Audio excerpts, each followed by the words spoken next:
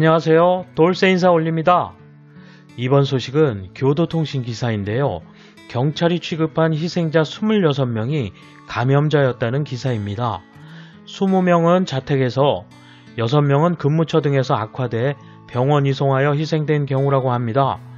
야후 댓글 반응 추천 순으로 나갑니다.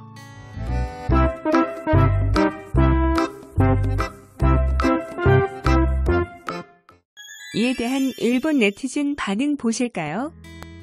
경찰은 병원 밖에서 희생된 거의 모든 사람들을 상세하게 조사하고 있었다는 걸 다시 한번 생각하게 되었다. 경찰 여러분 힘내세요.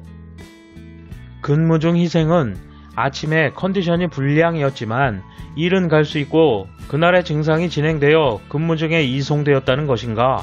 무섭네. 이런 정보가 긴급선언 해제 후 조금씩 나오는 것이겠지요. 제대로 통계 찍어서 남겨주셨으면 좋겠어요. 집단 면역을 얻기 위해 필요한 희생이었다고 치부해버리는 것은 너무 단순하고 태만한 생각입니다. 절박하네. 대응하는 경찰관 분들도 감염 대책에 유의하시기 바랍니다. 병원 이외에도 경찰, 소방, 관공서나 보건소의 현장도 정부의 우책이 계속되기 때문에 상당히 심한 상황이 되고 있다. 그런데도 마작이니 선거 응원이니 파친코니 윤락이니 하는 의원들의 행태는 너무 심하다. 그만 좀 해. 의료 현장이 주목받고 있었지만 경찰도 감염 위험을 짊어지면서 꾸준히 희생자의 검사를 실시해주고 있었군요. 정치적인 사정이 아니라 진정한 의미의 안전한 삶을 지켜주고 있구나 하는 생각을 다시 했습니다.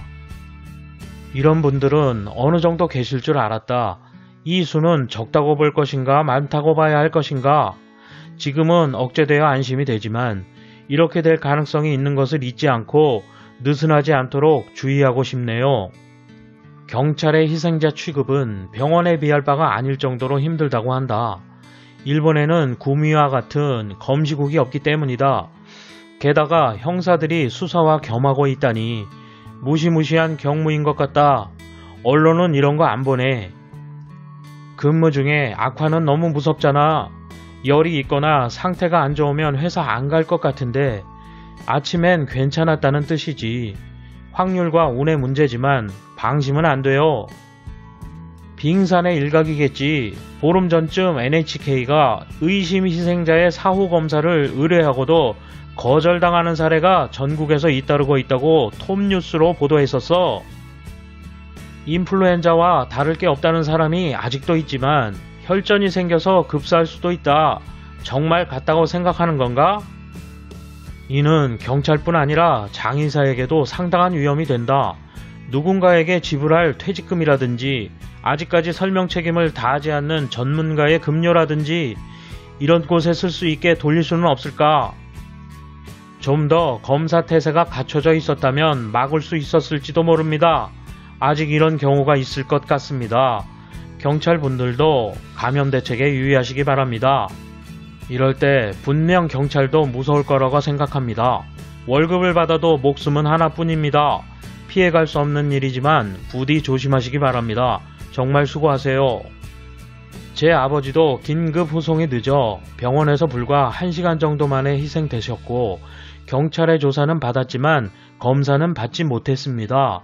C19였을지도 모른다고 생각합니다. 병원 클러스터가 일어나고 있던 지방이었거든요.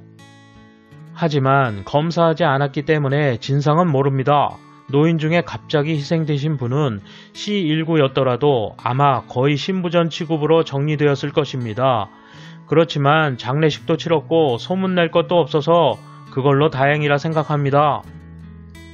양성 확정에도 자택대기라니 무슨 일이야.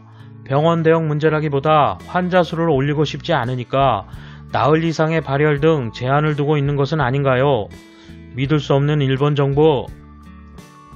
돌아가신 한 분 한 분께 스토리가 있었을 텐데 이런 숫자에 포함돼 버려서 억울할 것이다. 검사 체제를 정비하지 못한 이 나라의 의료 행정은 심했다고 생각한다. 2월 말부터 초과 희생이 급증하고 있다. 검사를 못 받고 남몰래 희생된 분이 많을 가능성이 있다.